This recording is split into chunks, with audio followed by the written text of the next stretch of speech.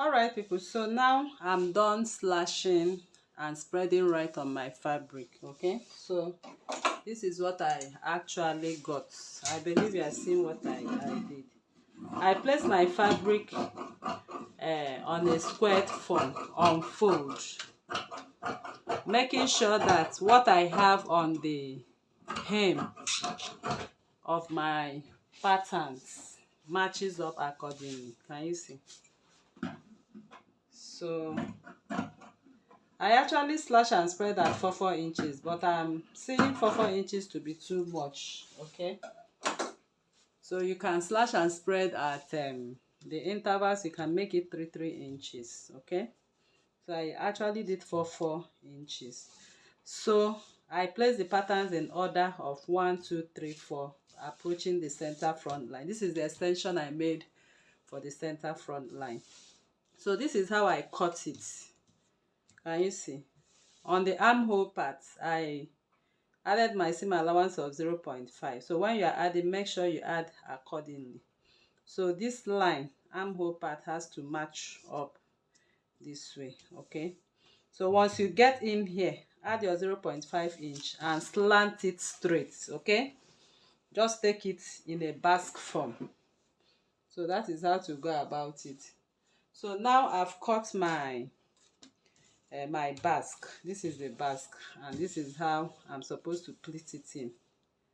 I'm supposed to pleat it in this way. Can you see? Once I pleat it in this way, it forms that basque for me.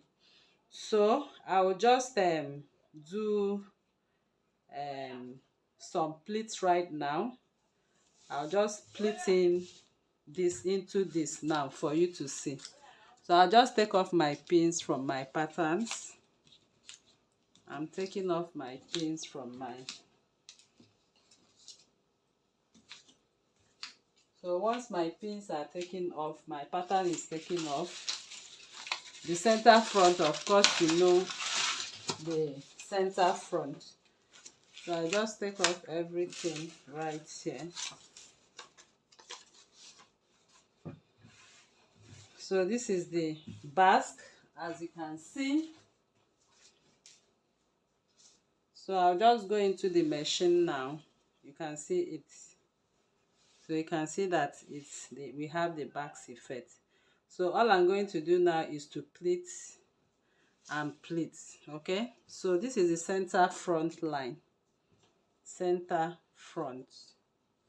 So I'll now start from the center front to make my pleats. I'll just go in and make pleats just randomly. Random pleats. That is what I'm going to do. That measures exactly the same length of this. I'll do it on the right and on the left, and I'll bring it back for you to see. Just thought of showing you how and what I'm doing right here. So this is the basque, as you can see now. And you can see I pinned the center front. Can you see? So that is the center front basque which I pinned. So I will just take off my pin right here, and I'm going to do what? Make a little notch. Okay, just make a little notch to ease that part. So I will come from the end. I'm going to sew this from one end right now. Okay, so I'm going to turn in a way I can sew. Okay, so I have my notch at the center front. Please take note of that. So I'm just making random pleats right here. So if you wish, you can make your pleats already as you desire before you sew in. So like I said, I really added too much to 4 inches was actually too much for this small you know, this is a small scale practical we are doing right here, but 4 inches I think will be okay for a bigger size. So this is my notch, and I'm going to start from the beginning of the basque. So I'll just place it on top and pleat right there. Instead of pleating differently, I'll just pleat right there. So I'm going to make random pleats. Like I said, I'm making very random pleats.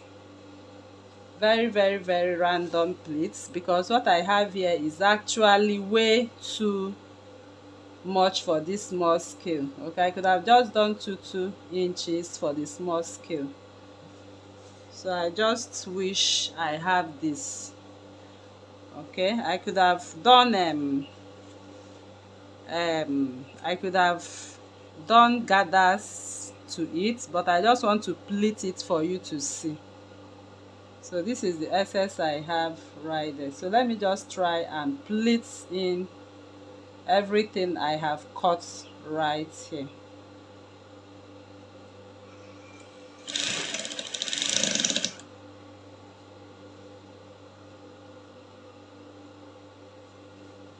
So I'm just making sure all my pleatings enters in here. Okay, so it's even entering. So this is the Basque. Oh, it has even entered. Okay, so I pleated too much around this area, but I believe you understand what I'm doing here. So when you are doing yours, just try and minimize. So this is the where we have the center front. Okay, so I match it up with the center front. At this point, I'll raise my presser foot and then start again. I'll start splitting this way. So I will raise my presser foot at this point. So here you can see the notch we have at that point will ease it up for us so we can sew that pointy part. So I'll start pleating now. Okay, my pleatings are not actually even. This is a practical, so you can make yours even and follow this process accordingly. Okay, so just this is to demonstrate to you or to show you how you can go about this.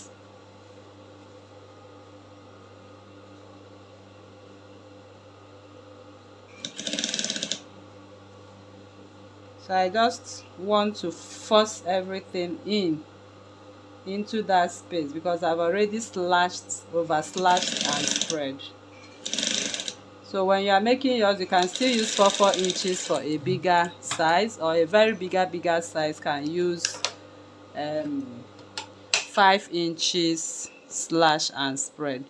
So I'm done sewing this into the Basque. Can you see?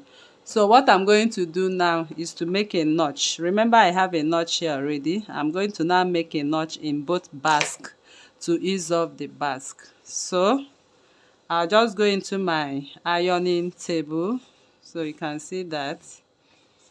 So by the time I iron it out, everything relaxes nice and flat for me.